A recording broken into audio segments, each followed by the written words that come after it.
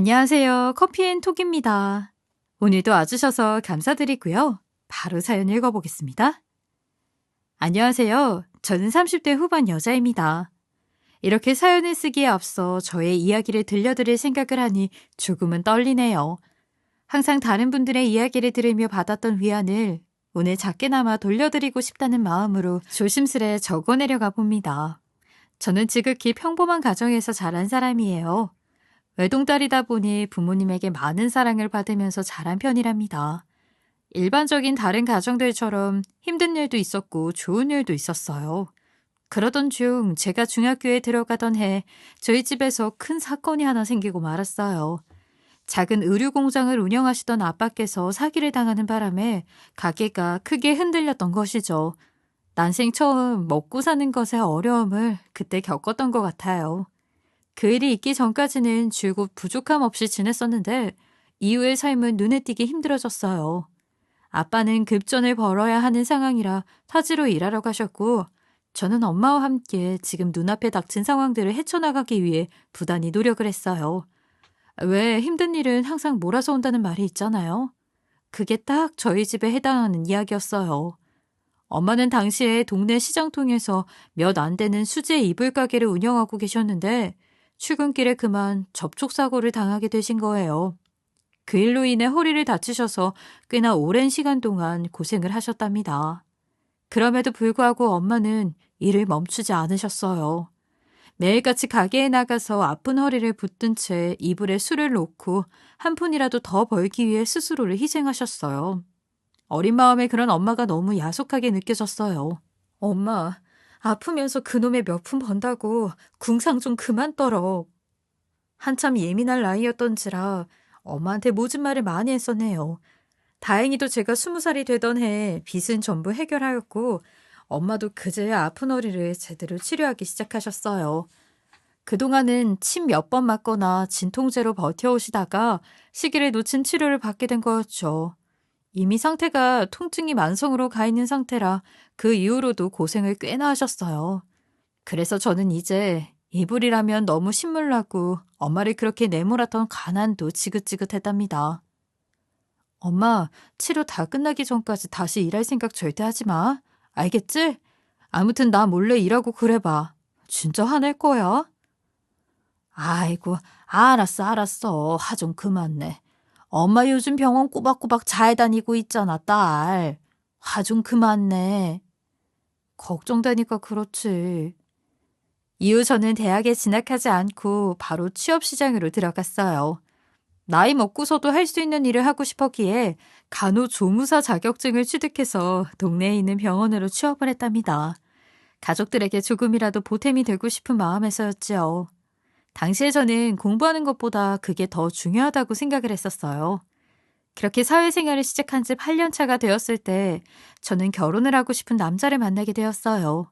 친한 선배에게 소개를 받아서 만나게 된 남자였는데 듬직하다는 말을 형상화한다면 아마 이 사람일 것 같다는 생각이 들게 만드는 사람이었어요.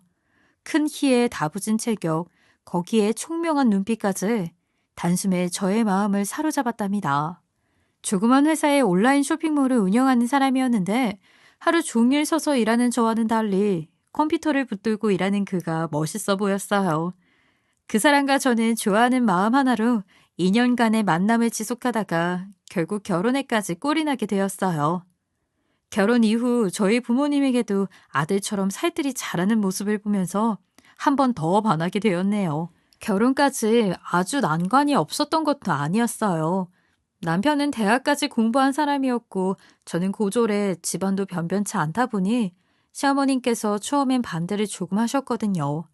그렇지만 제가 싹싹하게 자라는 모습을 보이니 이내 저를 허락해 주셨어요. 저도 시댁에는 그냥 할도리 정도만 하면서 지내고 있었어요. 서로 굳이 과하게 뭔가를 하면서 유난스러운 관계를 만들고 싶지는 않았거든요. 그러다 도련님이 결혼을 하면서 상황은 완전히 뒤바뀌게 되었어요. 도련님이 데려온 여자는 박사학위를 준비 중인 사람이었는데 이름을 말하면 알만한 대학을 나온 사람이더라고요. 거기서부터 어머님은 아주 입이 찢어지고 난리가 난 거예요. 아이고, 우리 둘째가 드디어 우리 집에 걸맞는 사람을 데리고 왔구나. 네가 그 애랑 결혼만 하면 엄마는 이제 바랄 것이 없어. 나도 이제야 박사 며느리 한번 보는구나. 더 이상 원이 없다. 결혼하기 전부터 저렇게 김칫국을 사발로 마시면서 설레발을 치는데 솔직히 좀 고깝게 보이더라고요.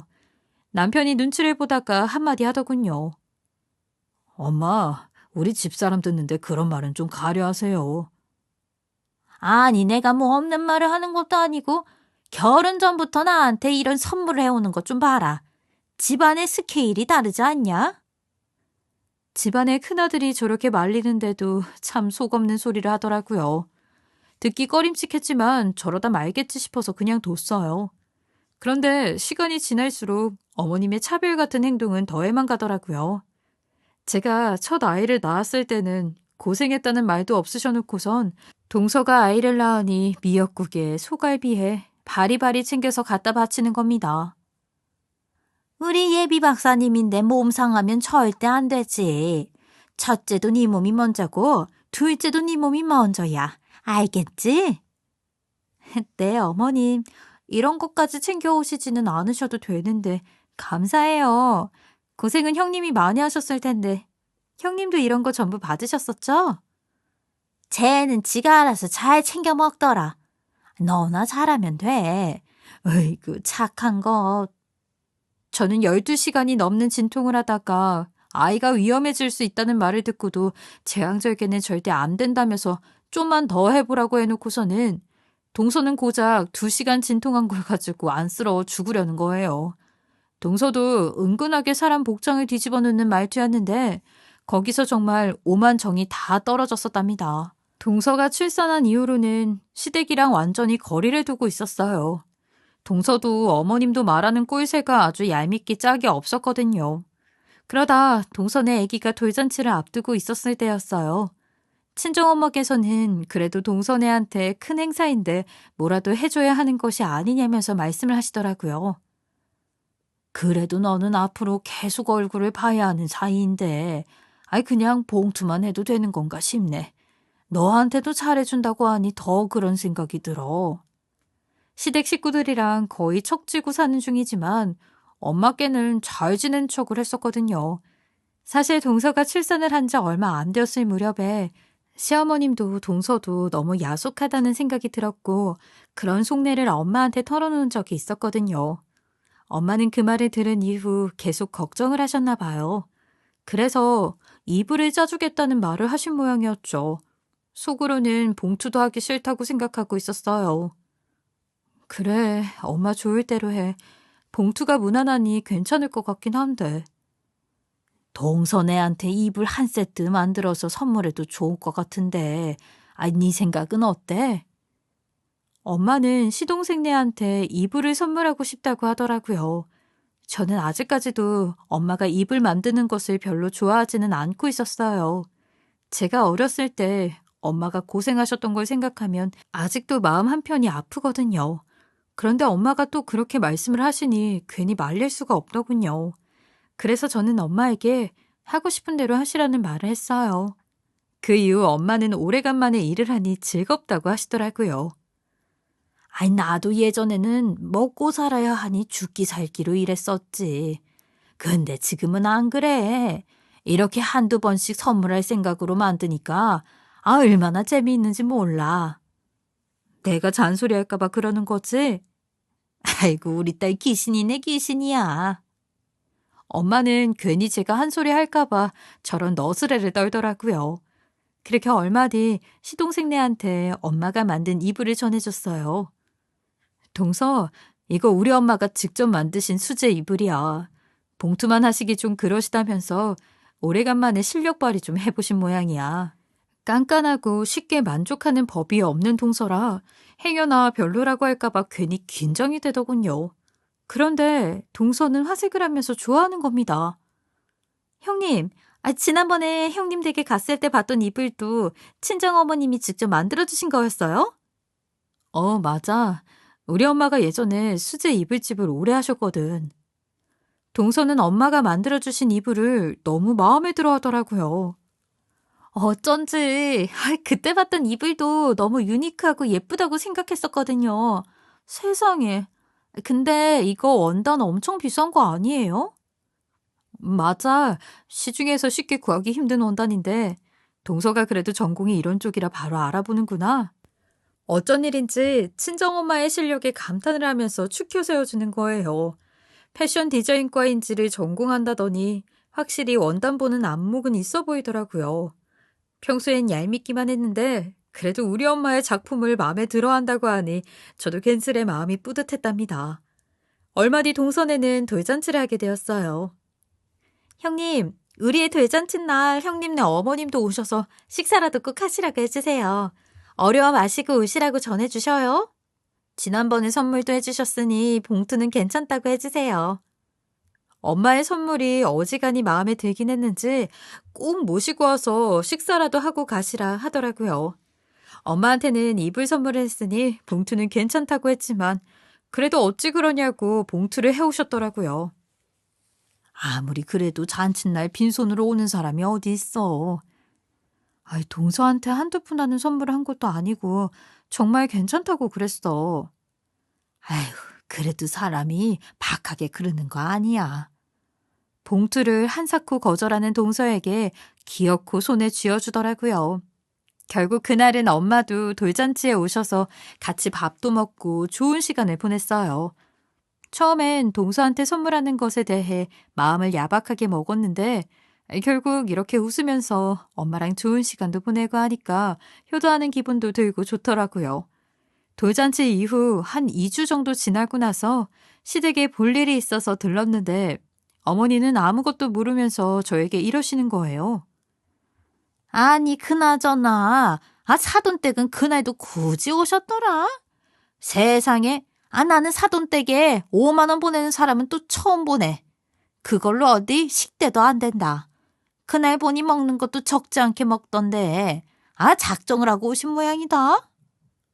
저희 엄마가 봉투에 얼마를 했는지는 저도 몰랐지만 그 액수가 5만 원이라면서 세상 그런 꼽을 주는 겁니다. 식사하고 가라고 동서네가 불러서 먼 걸음을 해가면서 오신 건데 밥을 많이 먹네 만회하면서 몰상식한 말을 하는 거예요. 더는 들어줄 수가 없더라고요. 너무 어이가 없고 황당해서 말이 안 나왔지만 그래도 할 말은 해야겠다는 생각이 들어서 한마디 던졌답니다. 어머님, 그게 오해가 있으신 모양인데요. 저희 엄마께서 봉투만 한 게 아니고 동서네한테 이불을 직접 만들어서 먼저 해줬어요. 그리고 동서가 먼저 봉투는 한사코 사양했는데도 엄마가 손에 쥐어주신 거였고요. 그래, 엄마. 앞뒤 상황도 제대로 모르면서 그렇게 말하면 이 사람이 기분 나쁘지. 장모님도 잔칫날 초대받아서 오신 건데. 미친 듯이 화가 나는 것을 억누르면서 겨우겨우 말하고 있었어요. 남편까지 옆에서 거들어주니 그래도 좀 마음이 풀리는 기분이었어요. 하지만 제 말을 어디로 들은 건지 속을 박박 긁는 말만 늘어놓는 거예요. 누가 돌잔치 선물로 이불 쪼가리를 받고 싶어 한다니? 나 참. 그깟 이불 하나 해주고 나서 5만 원 내느니 그냥 돈으로 하는 게 모양도 살고 기분도 좋겠구만. 어머님, 그 이불이 어디서 사오는 것도 아니고 저희 엄마가 직접 제작하신 이불이에요. 시중에서 쉽게 구할 수 있는 원단도 아니고요. 값으로 치면 한두 푼 하는 게 아니라고요. 동서도 엄청 마음에 들어했는데 그런 식으로 말씀하시면 어떡하세요? 저도 열이 받을 대로 받아서 어머님한테 말대답을 했어요. 그랬더니 아주 성화를 내시더군요. 그럼 면전에다가 별로라고 하리? 너도 참 생각이 없다. 작은 애가 착하고 싫은 소리를 못하니까 그러는 걸 어쩜 그렇게 곧대로 받아들이는 거야. 눈치가 없기로는 예, 됐다. 더 말하기 짜증나니 가봐라. 제가 너무 열이 받아서 쏘아붙이자 저러시는 거예요. 거기에 참을 수가 없어서 한 소리를 더 하려고 하니 남편이 그만하라는 손짓을 하더군요. 저도 거기서 더 화를 내봤자 열만 받을 것 같아서 꾸역꾸역 참으면서 집으로 왔어요. 그리고 남편에게 속풀이를 했답니다. 어머님은 어쩜 그렇게 말을 못하게 하시는 거야? 같은 말이라도 기분 나쁘지 않게 해주실 수 있는 거잖아. 너무 황당하고 어이가 없어. 입에 가시라도 달린 건지 원. 자기야, 너무 화내지 마. 아이, 정말 우리 엄마 왜 그러는지 몰라. 하루 이틀 저러는 거 아니니까 열내지 마. 내가 대신 미안해. 응? 남편이 달래주니 그나마 마음이 좀 누그러들더라고요. 안 그랬으면 정말 화가 뻗칠 대로 뻗쳐서 잠도 못 잤을 거예요.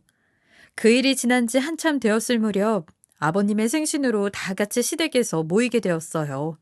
시댁에 엉덩이 붙이는 것도 싫고 짜증이 나서 할 것만 빨리 하고 집으로 와야겠다는 생각을 하고 있었답니다. 식사를 마치고 과일을 준비하고 있는데 동서가 이러더라고요. 참, 어머님, 아버님, 저희 이번에 사업 시작했어요. 아직 시작한 지 얼마 되지는 않아서 말씀드리기 좀 섣부르긴 한데 그래도 먼저 말씀드려요. 동선애가 사업을 시작했다고 하는 겁니다. 저희 부부도 몇 년 전에 사업을 했었는데 그때는 어머님이 아주 노발대발 난리를 치셨거든요. 누구 인생 말아먹으려고 사업을 하는 걸 처가 되어서 그냥 보고 있느냐는 식이었죠. 이번에 무슨 반응을 하려나 싶었어요. 그런데 너무 어이가 없게도 저희랑은 아주 상반된 반응을 하는 겁니다. 아니, 사업을 시작했어? 아, 너희는 집에서 도와줄 여력이 되시니까 어렵지 않게 시작을 하는 모양이구나. 아유, 우리 예비 박사님이 하는 사업인데 얼마나 잘 똑똑하고 야무지게 준비했겠어. 그래, 무슨 사업을 하는 거니? 저한테는 그렇게 면박을 주고 사람 민망하게 굴더니 동서한테는 아주 상냥한 천사가 따로 없는 겁니다. 사업하는데 박사 이야기까지 나올 것이 뭐가 있다고 저러나 싶었어요. 전공 살려서 침구 사업을 한번 진행해보고 있어요. 참 어머니, 지난번에 새아 돌 때 형님네 어머니께서 저희한테 수제 이불을 선물해 주셨는데 그때 영감을 받았거든요. 동선에는 침구 사업을 한다고 하는데 저희 엄마 얘기를 꺼내는 겁니다. 어머님은 거기서 멈추면 좋았을 것을 한마디 더해서 사람 속을 또다시 박박 긁어 제끼더라고요. 오호, 그렇구나. 우리 둘째는 그래도 많이 배우고 해서 금방 자리를 잡을 거야. 뭐 별 볼 일 없는 이불 조가리인 줄 알았는데, 아, 생각보다 쓸모가 있는 모양이었나 보다. 아휴, 어머님 별 볼 일 없다뇨. 이불만큼은 그래도 봐줄만 하더라고요. 둘 다 아주 정신이 있는 건지 없는 건지 저 따위 말만 하는 거예요. 제가 속에서 열이 나는 걸 본 남편이 먼저 말하더군요. 아이, 두 분 다 말씀이 참 그렇네요. 저희 장모님이 허리도 안 좋으신데 애써해 주신 걸 가지고요. 아니, 뭐 없는 소리를 한 것도 아니고, 봐줄만 하다고 하잖니. 아, 좋다고 해도 왜 핀잔이야? 아, 얘도 참. 저기서 무슨 말을 해봤자 저만 정신 나간 사람이 되는 분위기라 그냥 가만히 있었어요. 속으로는 얼마나 잘 되나 보자 하는 심보를 가지고 있었어요. 그런데 동서의 사업은 하루가 다르게 성장을 하는 겁니다. 어머님은 그런 동서를 보면서 그렇게 추켜 세워줄 수 없는 거예요. 이래서 역시 사람이 많이 배우고 봐야 하는 거야. 배운 게 많으니 그 힘든 사업도 알아서 척척하지 않아? 아이, 볼수록 진짜 어쩜 저렇게 야무지고 대단한지 모르겠어. 예, 너는 네 동서 보면서 뭐 느끼는 게 없냐? 동서 참 대단하죠. 저도 같은 생각이에요, 어머님. 에휴, 나 같으면 쪽팔려서 얼굴 들고 다니지를 못할 것 같은데. 아니, 너는 그러고 보면 참 대단하다. 제가 동서한테 엎드려서 절이라도 넙죽하길 바라는 건지 모난 소리를 하더군요. 그러면서 갑자기 저한테 가방 하나를 쓱 보여주는 거예요. 예, 이것 좀 봐라. 고급스럽지 않냐? 작은 애가 이번에 성과가 잘 나왔다면서 나한테 이걸 선물해 주더구나. 내가 며느리 덕을 이렇게 보기도 한다니까. 얼마나 마음에 드는지 몰라. 지난번에 모임에 이 가방 메고 가는데 아이 어깨에 힘이 딱 들어가는 게 어찌나 좋던지. 작은 애는 이런 걸 턱턱 해주는 동안 너는 뭘 했어? 에휴, 말을 말자, 말을 마. 동서가 사준 가방을 자랑하면서 저에게 그동안 뭐 했냐고 하는데 진짜 할 말이 없더라고요. 결혼하고 나서 계속 먹고 사는 것에 급급해서 지낸 건 사실이었으니 꿀먹은 벙어리가 될 수밖에 없었죠. 동서네가 파는 침구 세트를 보니 아주 세련되고 고급스럽더라고요. 나도 엄마한테 이거 하나 제대로 배워서 먼저 선수 칠 걸 하는 생각이 들었답니다. 이후 동서는 승승장구를 하더니 결국 꿈에 그리던 박사학위까지 취득을 했어요. 살면서 원하는 바를 하나씩 얻어가면서 지내는 동서를 보니 부러운 마음이 들더라고요. 에이, 나도 인생이 저렇게 술술 풀리면 얼마나 좋을까 하는 생각에 열등감 같은 것도 조금 생겼어요. 동서, 진짜 축하해. 그렇게 박사학위 노래를 부르더니 결국 해냈네. 에이, 진짜 멋지다. 다 어머님이 많이 응원해 주신 덕이죠. 어머님, 그동안 믿고 응원해 주셔서 감사해요. 어머님 아니었으면 이렇게 잘 되지 못했을 거예요. 어머님은 그 말에 아주 입이 귀에 걸려서 내려오지를 않더라고요. 어쩜 그렇게 말도 이쁘게 잘하는지. 내가 아주 작은 애, 너 때문에 산다 살아. 둘이서 아주 죽이 척척 맞아서 서로 좋아 죽는데 그렇게 꼴 보기 싫을 수가 없었어요. 뭐 한다고 내가 여기 앉아있나 싶더라니까요. 며칠 지난 어느 날이었어요. 엄마께 전화가 온 겁니다. 엄마, 이 시간에 무슨 일이야? 웬일로 전화를 다 하셨어? 그런데 엄마의 목소리가 어딘지 안 좋더라고요. 그게, 내가 허리가 또 말썽이네. 서울에 있는 병원을 한번 가야 할 것 같은데, 터미널까지만 나와줄 수 있어? 너 바쁘면 엄마가 알아서 갈게. 무리하지 마. 엄마는 병원 때문에 서울에 잠시 오셔야 한다고 하는 거예요. 순간 마음이 덜컥 내려앉더라고요. 허리 때문에 오랜 시간 고생을 하신 걸 봐왔던지라 마음이 안 좋았죠. 엄마, 허리 다시 아픈 거야? 내가 아무리 바빠도 엄마 모시러 잠깐을 못 나갈까봐 그래.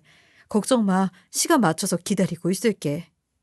그렇게 만난 엄마는 며칠을 내리 고생했는지 안색이 좋지 않으시더라고요. 엄마, 갑자기 또 왜 허리가 말썽인 거야? 최근에 무리한 것 있어? 아이, 무리는 무슨. 집에서 살림도 잘 안 하고 있어. 괜한 걱정 마라. 근데 갑자기 왜 허리가 또 아파? 너도 나이 들어봐. 아이, 늙으면 다 그래. 제가 걱정할까봐 괜히 저런 말을 늘어놓으시는 거예요. 순간 눈물이 떨어질 것 같았는데 꾹 참고 있었죠. 그런데 엄마가 이런 걸 물어보는 겁니다. 요즘은 시댁에서 다들 잘 챙겨주시지? 네 동서랑은 좀 어떻고? 다들 잘해줘. 뭐 동서도 나한테 항상 형님 형님 하면서 살뜰하고 깍듯하게 대우해주지? 엄마 설마 아직도 내가 했던 말 때문에 걱정하고 있는 거야? 한참 전에 엄마한테 어리광처럼 징징거렸던 것을 엄마는 가슴에 담아두고 있는 모양이었어요. 당신도 아픈 와중에 제 걱정을 하고 있는 걸 보니 마음이 쓰리더라고요. 엄마의 마음을 알고 있으니 솔직하게 말을 할 수는 없는 노릇이었답니다. 아이, 당연히 잘 지내는 거 다 알고 있지. 그래도 엄마들은 원래 자식 걱정하면서 살 수밖에 없어. 너 하진이 걱정 그렇게 하는 거 봐라. 이제 내 맘 알 법도 하지 않아? 그렇긴 한데 그래도 엄마가 계속 마음 쓰고 있었다고 생각하니까 나도 마음이 안 좋아서 그러지. 내가 엄마한테 무서워서 무슨 말을 못해. 그렇게 엄마는 서울에 오신 김에 며칠 동안 저희 집에 계시면서 당분간 치료를 받게 되었어요. 엄마, 치료 받으니까 조금 나아지는 것 같아? 다시 내려가기 전까지 좀 나아야 할 텐데 걱정이다. 확실히 비싼 치료가 좋긴 하네. 동네 병원에서는 그렇게 효과가 안 나더니 여기서는 두어 번만 받아도 살 것 같고 좋네. 딸내미 잘 둬서 엄마가 호강한다. 제가 한 게 뭐가 있다고 저런 말을 하는 건지 또 주책맞게 괜히 눈물이 나려고 하는 거예요. 시댁에서는 아무리 제가 잘 보이려고 해도 안이 꽂기만 보는데 엄마는 제가 하는 게 없어도 최고라고 해주니 내가 원래 이렇게 사랑받는 사람이었구나 하는 생각이 들었던 것 같아요. 에휴, 나야말로 무서워서 무슨 말을 못해. 내가 뭐라고 했다고 또 그렇게 눈물을 질질 흘리려고 해. 그러면서 등을 쓸어주시는데 눈물이 주체가 안 되더라고요. 사는 게 버겁고 속상한 일들은 너무 많고 하니 순간 눈물이 터졌던 것 같아요. 너 잘 지내고 있는 거 맞아? 그런 거지? 누가 너 속상하게 하는 거 아니지? 그렇게 물어보는 엄마에게 저는 솔직할 수 없었답니다. 아이, 당연하지. 회사 사람들도 다들 잘해주고 그이도 나한테 다정해. 시댁에 가도 요즘은 다들 나한테 얼마나 잘해준지 몰라. 동서가 요즘 사업이 잘 나간다고 하더라고. 그래서 그런지 이것저것 잘 챙겨줘.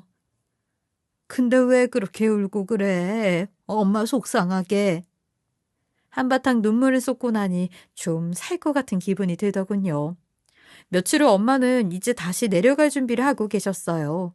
그런데 어느 날 갑자기 동서한테 전화가 온 거예요. 형님, 저 어머님이랑 잠깐 쇼핑하고 들어가려던 참에 형님네 잠깐 들러서 전해드릴 게 있는데 지금 가도 되죠? 저희 집으로 지금 잠깐 온다는 거예요. 순간 어쩌나 하는 생각이 들었는데 뭐 오래 자리할 사람들이 아니라 와도 된다고 했어요. 엄마한테도 지금 어머님이랑 동서가 온다고 말씀을 드렸죠. 엄마, 지금 어머님이 동서랑 잠깐 들린다는데 괜찮지? 지금? 아이고, 지금 엄마 꼴이 엉망이라 인사드리기 좀 그런데 네 체면 구기는 것 같아서 영 별로야. 엄마는 왠지 지금 상태로 사돈을 마주하는 게 불편한 기색이었어요. 저는 엄마는 불편하게 만들고 싶지는 않았어요.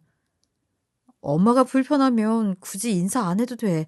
어차피 오래 자리하지 않을 거니까 그냥 방에 누워 있을래? 그래, 그게 좋겠다.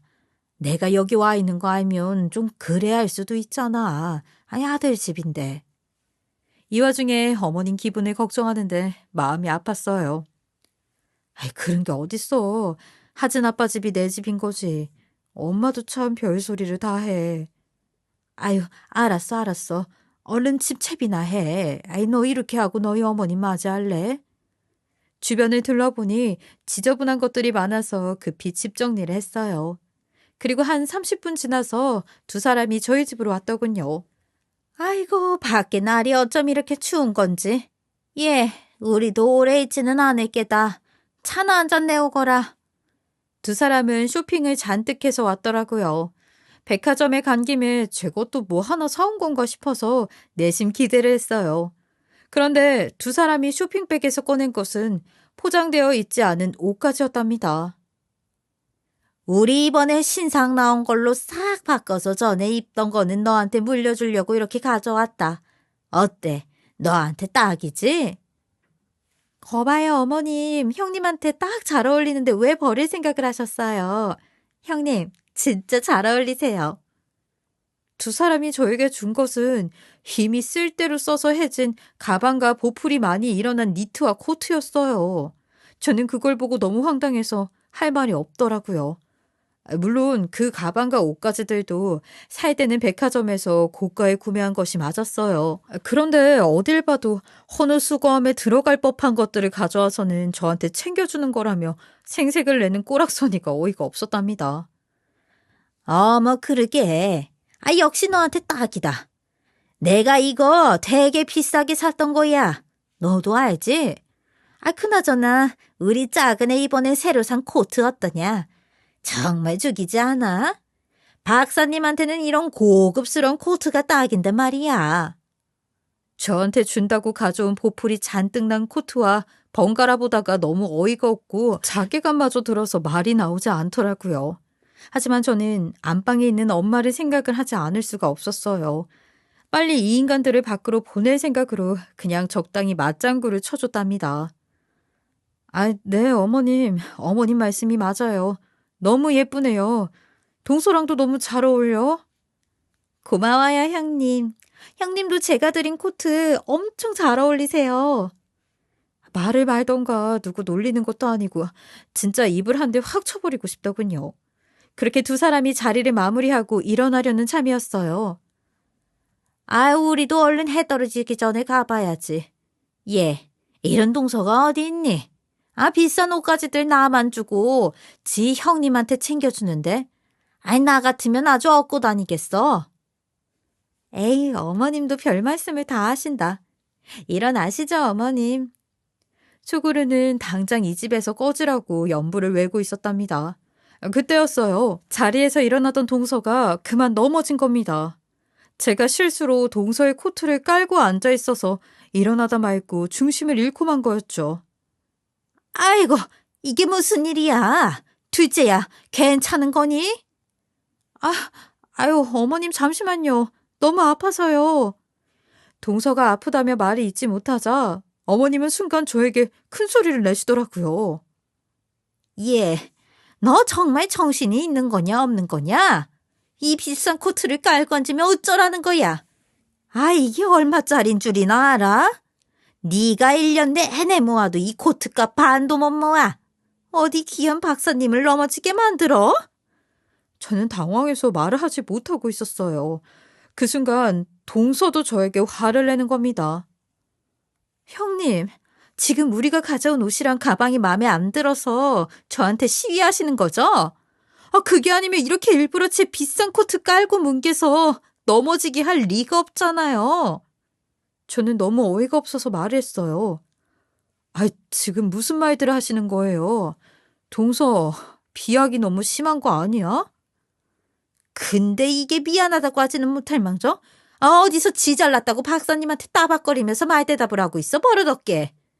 못 배웠으면 고집이라도 없던가. 어디 쥐뿔도 없는 집구석에서 자란 게 불쌍해서 받아줬더니 끝을 모르고 끼어올라. 이런 버러지 같은 습관을 고치지를 못해서. 너 그놈의 버르장머리를 고치려면 저기 구석에서 손이라도 들고 있어야 해. 알아? 어머님은 저를 향해서 할 말 못할 말을 구분하지 못한 채 막말을 뱉어내는 거예요. 손을 들라니 말 같지도 않은 소리였죠. 그 순간 안방을 박차고 저희 엄마가 나오시는 거예요. 정신이 없는 와중에 엄마 생각을 차마 하지 못하고 있었는데 이 광경을 전부 봐버렸으니 큰일이 났다고 생각했어요. 지금 두 분 다 제 딸한테 뭐 하시는 겁니까? 감히 누구한테 벌을 세우려고 들어요? 엄마, 제발 들어가 있어. 그런데 동서는 저희 엄마를 보고 놀란 토끼 눈을 하고 급히 숨으려고 하는 거예요. 그런 동서를 보고 엄마는 불러 세우는 겁니다. 지금 어딜 도망가려고 하는 거예요? 우리 애한테 잘해준다고 하더니 그게 이깟 보풀이 잔뜩 난 옷가지였어요. 입 있으면 말을 한번 해봐요. 엄마는 제 동서와 제가 모르는 대화를 한 것 같은 말을 하시는 거예요. 놀란 제가 물었어요. 엄마, 그게 무슨 말이야? 동서를 따로 만난 적이 있기라도 한 거야? 그때 엄마는 저에게 말을 하시더라고요. 내용은 이랬어요. 동서는 돌잔치 선물로 엄마에게 받은 이불을 보고 이걸 사업을 하면 대박이 날 것 같다고 생각을 했다는 겁니다. 그래서 엄마에게 제안을 하려고 일부러 돌잔치에 꼭 오라고 했던 거였고요. 제가 이런 독특하고 개성 있는 디자인을 딱 원했거든요. 저 조금만 도와주실 수 있으세요, 사돈? 근데 내가 이제는 몸이 안 좋아서 일을 하기가 좀 어려워요. 그리고 우리 딸이 입을 만지는 걸 너무 싫어해서 나도 딸내미한테 그만 믿고 싶어서 좀 어려울 것 같아요.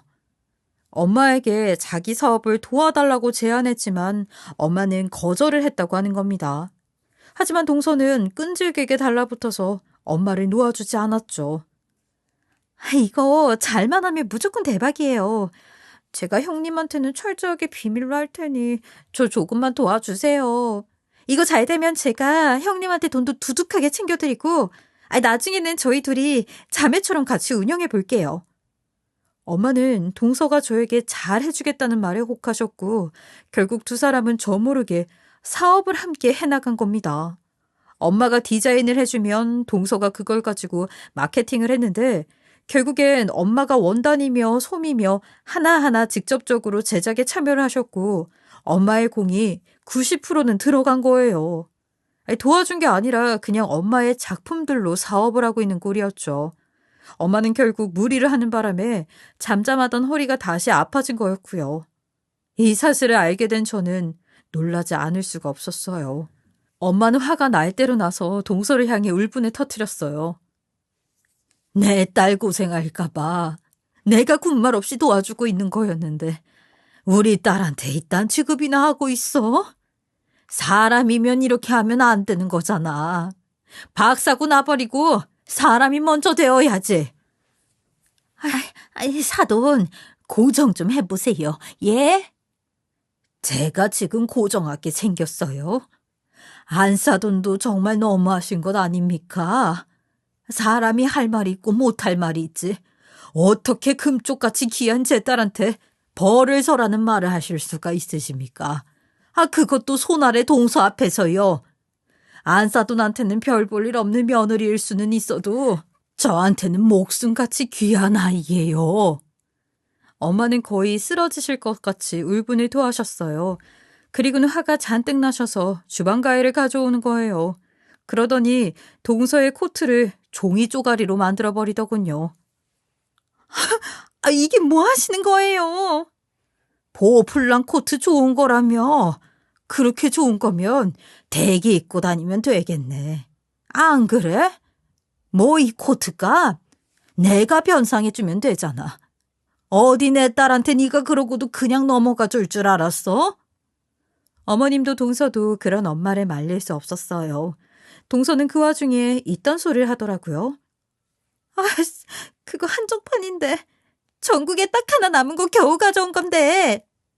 한정판 소리를 하는 걸 보니 아직도 정신을 못 차렸구나 싶었어요. 그날 엄마는 동서의 사업에 더 이상 일절 관여하지 않겠다고 하셨고 동서는 발등에 불이 떨어졌어요.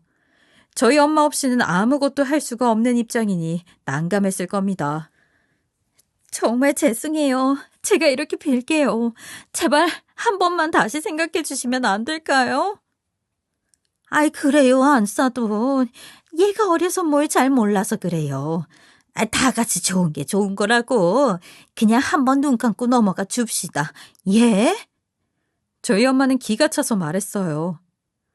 둘 다 아직 정신 차리려면 멀었네요. 조만간 그 댁에 고소장 하나 갈 거니까 알아서들 하세요. 내가 그냥 안 넘어간다고 분명히 똑똑히 말했잖아요. 고소장이라는 말에 동서는 놀라서 말을 하더라고요. 어머, 갑자기 이런 식으로 하실 건 없잖아요. 네? 제발 한 번만 넘어가 주시면 안 될까요? 동서는 알고 보니 회사 생활에 대해 뭘 잘 모르는 중년 여성분들을 고용해서는 근로계약서도 작성하지 않고 거기에 직원들 월급도 체납하고 있던 거였어요. 자기 체면치레 한다고 사치를 하는 통에 그런 거였죠. 밖에서는 박사님, 대표님 소리 들으면서 결국 내부 관리에는 아무것도 신경을 쓰고 있지 않았던 겁니다. 그런 회사가 제대로 굴러갈 리가 없었죠. 그나마 저희 엄마 때문에 버티고 있던 여사님들도 다 같이 들고 일어난 거였어요. 동서는 완전 나락으로 갔답니다. 시동생이 밀린 월급이랑 벌금을 물어내느라 대출을 다 끌어오고 아주 난리도 아니었어요. 저와 엄마는 그 사이에 엄마가 만든 디자인의 상표를 등록하고 더 이상 동서가 엄마 작품으로 돈을 벌 수 없도록 철저하게 준비를 하고 있었어요. 내가 한 번 당하지 두 번은 안 당해. 나 참 진짜 아무리 생각해도 어이가 없다 정말. 이후 엄마와 저는 온라인 쇼핑몰 일을 하는 남편의 도움을 받아서 조그맣게 온라인 사업으로 뛰어들었어요. 엄마의 개성 넘치는 디자인은 젊은 엄마들의 마음을 사로잡았죠. 이후에는 사업체를 키워서 작은 공장과 거래를 하면서 착한 기업으로 선정되기도 했답니다. 엄마, 나는 간이 작아서 대표님 소리 들으면서는 못 지내겠어. 엄마가 대표해. 그래, 내 평생 대표님 소리를 언제 들어보겠어. 엄마는 본인이 대표가 되어서 사업을 꾸려나가고 있는데 얼마나 멋있는지 몰라요. 이제는 시댁에서도 저한테 꼼짝을 못한답니다. 제가 바쁘니 어머님은 저한테 반찬 같은 걸 바리바리 해오면서 잘 보이려고 하는데 그 꼴을 보니 참 웃기기도 하고 안쓰럽기도 하네요. 그 이후에 동서는 대출받은 것을 갚기 위해서 동동거리면서 지내고 있어요. 한 번은 저한테 제발 돈을 좀 빌려줄 수 없겠냐고 하더라고요. 형님, 제가 그때는 정말 죄송했어요. 제발 저희 한 번만 도와주시면 안 될까요? 형님이 시키는 거 뭐든지 다 할게요. 정말 이렇게 한번 부탁드릴게요. 하지만 어림도 없었죠. 동서도 알겠지만 난 그냥 직원일 뿐이야. 대표는 우리 엄마잖아. 그렇게 급하면 우리 엄마한테 부탁해봐. 근데 엄마가 들어주시려나는 모르겠네. 그렇게 동서를 밀치고 확 가버리는데 얼마나 속이 시원하던지요.